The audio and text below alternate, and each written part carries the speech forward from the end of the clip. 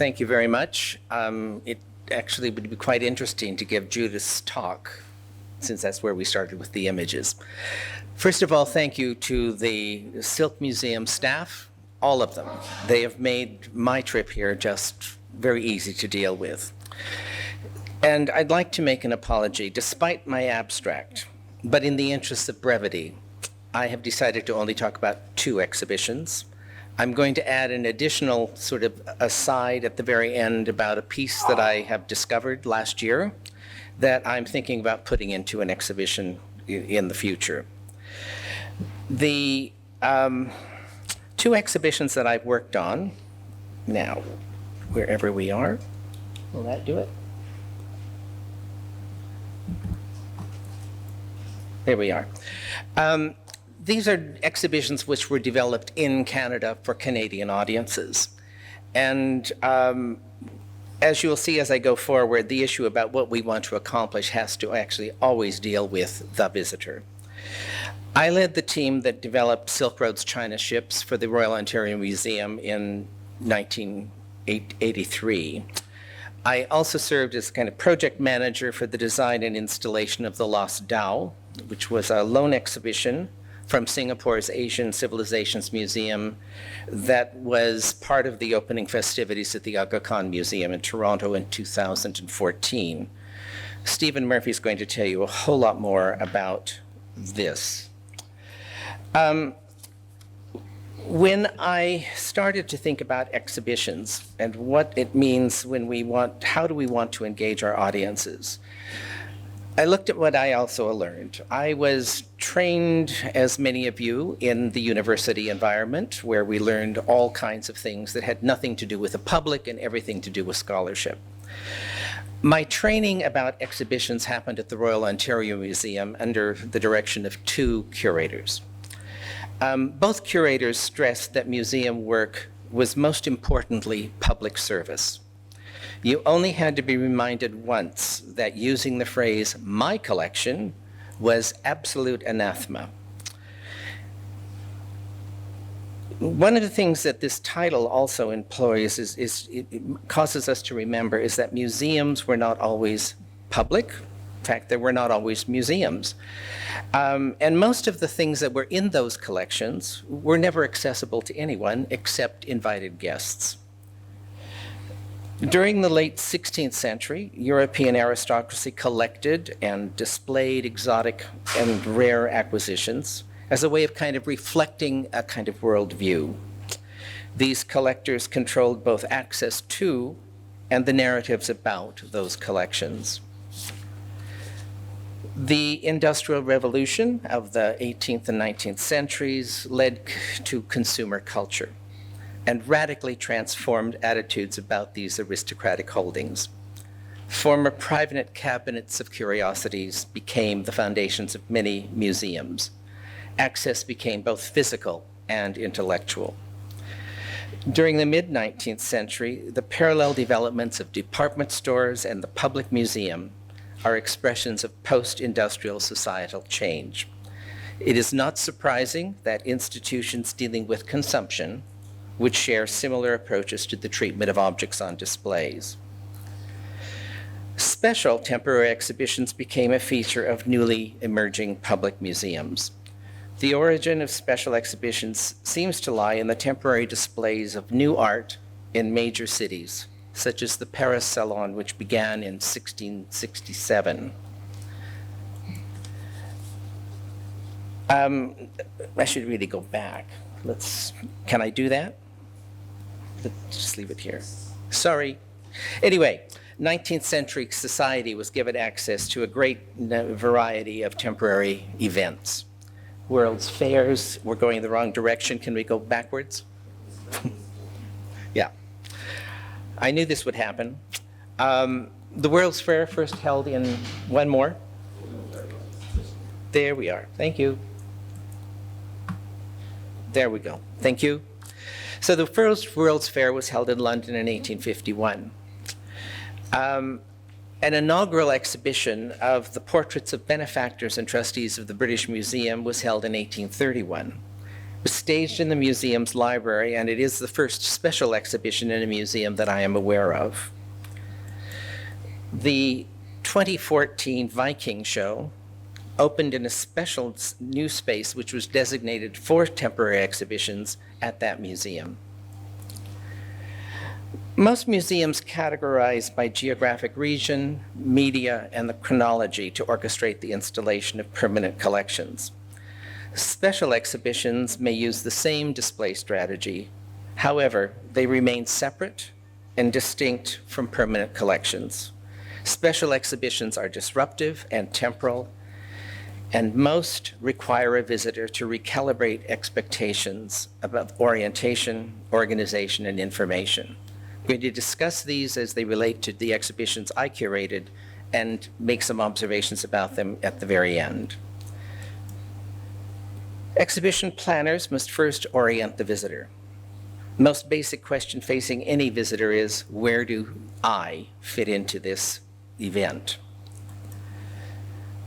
For Silk Road's China ships, which was drawn mainly from the museum's collection and called attention to its field archaeology in Iran and Yemen, it involved 3 curators and surveyed the scope of nearly 2,000 years of commercial history between East and West.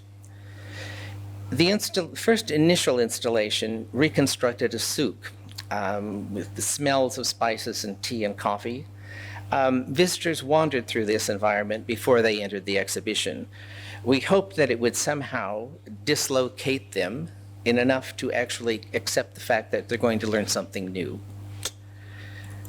The first display, not surprisingly, contrasted a tongue, 2 figurines, and a scale model of an American clipper ship.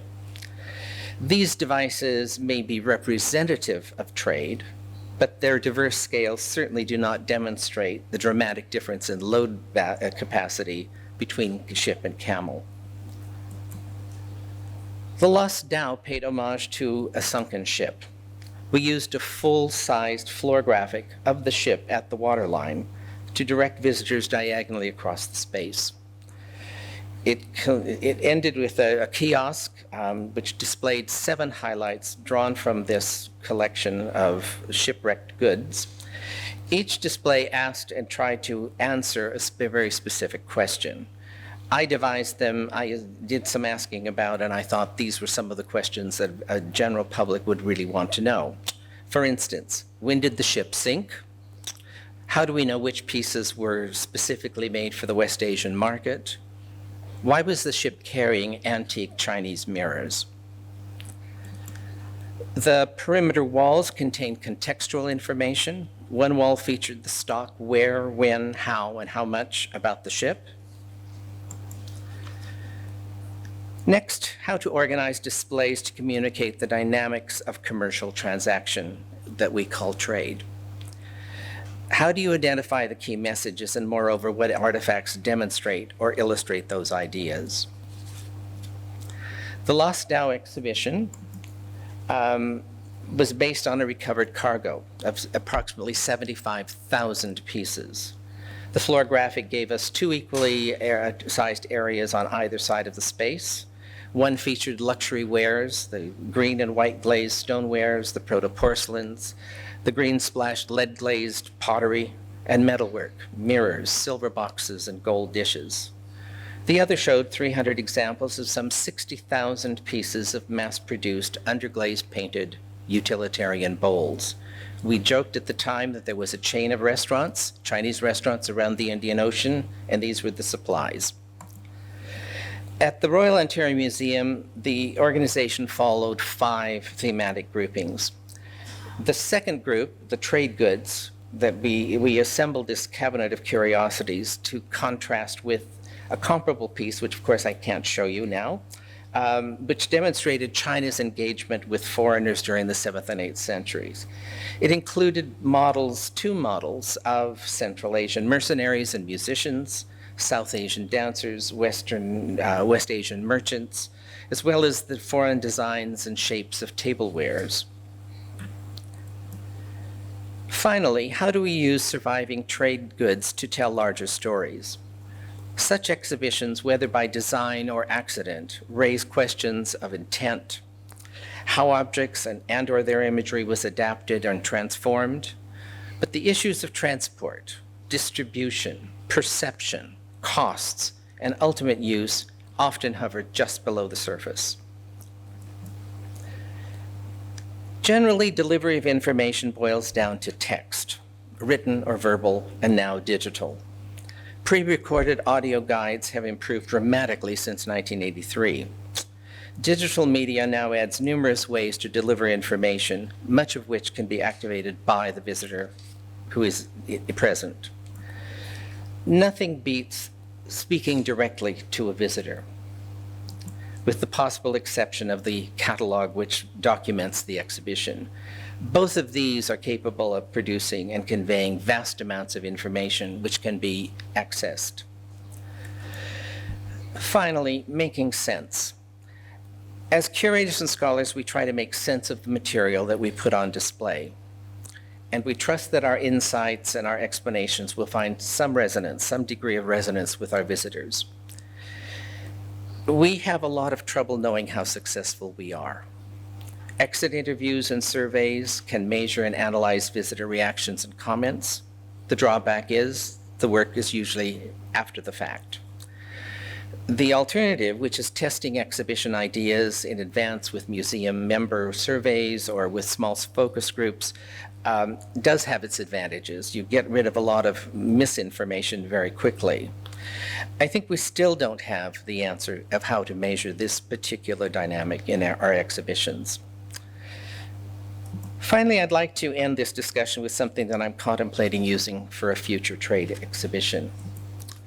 2018, I saw this pair of yardages for men's banyan spread out on the dealer's gallery floor. I had never encountered anything like them before.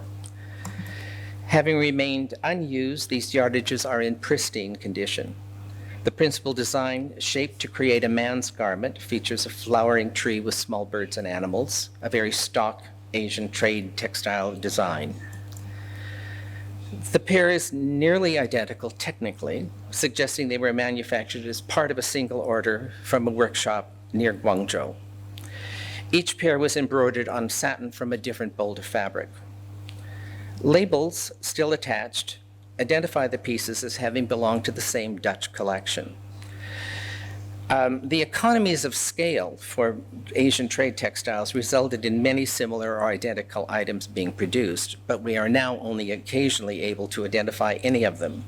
But to have a pair of yardages, more or less as they were offloaded at the port, probably Amsterdam, is truly rare. Of course, the first problem we have is vocabulary. We are no longer familiar with the word banyan or know anything about it. The loose garments worn by 17th century Westerners in tropical Southeast Asia inspired this untailored T-shaped construction, which in the West is known as banyan, which is a name derived from the Hindi word for trader. The garment was introduced to fashionable Europeans where it remained a staple of upper-class male wardrobe until the early 19th century. Banyans were worn in private, for private leisure, writing, reading, smoking. Whether constructed of local or imported fabrics, they certainly always suggested some kind of indulgence, and they contrasted very sharply with what was the prescribed categories of public dress, public male dress. The same rules of male attire do not exist today. Perhaps the closest we can come to orienting a visitor to what a banyan was is to remind them that today's sweats can serve much similar functions. Viewing these objects spread eagle side by side would require a visitor to envision them made up into something to wear. Digital animation and physical reconstructions might aid a visitor understanding these clothing constructions. What is remarkable about the tree design for these yardages is that although of Chinese manufacture, the design has been re-envisioned through the lens of early 18th century Indian trade embroideries. This is an example, it's an example of the circulation of patterns that were created for production in India that were sent to other manufacturing centers. In this case, Chinese embroiderers translated patterns undoubtedly prepared by a Western draftsman based on timbre work on cotton. Here, the embroiderers simply used their typical style of using floss silk on silk satin. The Dutch collector's label referred to the term Japon, or Japan. It's to name the garment. It's a holdover from the time when the vogue was first began in the late 17th century. The Dutch East India introduced kimono to the West, but the supply was always very limited, so they used their Indian contacts to make chintz copies. We know of banyan constructed of Chinese woven silks, but we have no examples of an embroidered one. The question is, why were they not tailored? Were they too daring? Were they too impractical? After all, chintz has color-fast dyes, and they can be washed. Or did they disappoint expectations? By the time these were made, which would be about the late 1750s or 60s, the taste for more fitted garments had really changed. And these more basic shaped garments may have just been too old-fashioned.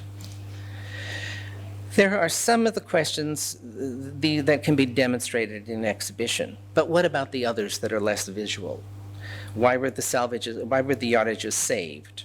How many hands did they pass through until the London dealer acquired them and they came to rest, still as a pair, at the Royal Ontario Museum? Perhaps we will never know the answers to any or all of the questions that we can ask. But I think today we have technology that makes it possible for anyone to continue questioning and dialogue, or even speculate with museums and curators about even after an exhibition closes. What is clear is that we must constantly rethink our expectations and how we expect our visitors to react, and to actually respect those visitors as having something to say to us.